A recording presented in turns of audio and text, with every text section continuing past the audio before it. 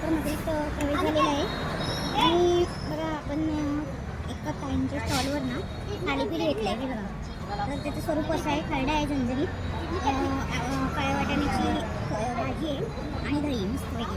सकाळच्या वेळी आपण नाश्ता हा करत आहोत. हा बघा, तर झणझणीत खरडा आता मी खाऊन बघते आणि सांगते तुम्हाला. आणि प्लेट 40 रुपये. स्वरूप बघा थालीचं खूप छान आहे, मस्त.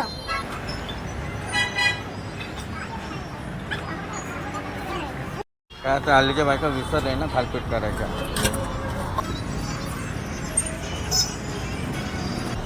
हे काय चाललंय? सापडणार आहे, लेवल करताय का?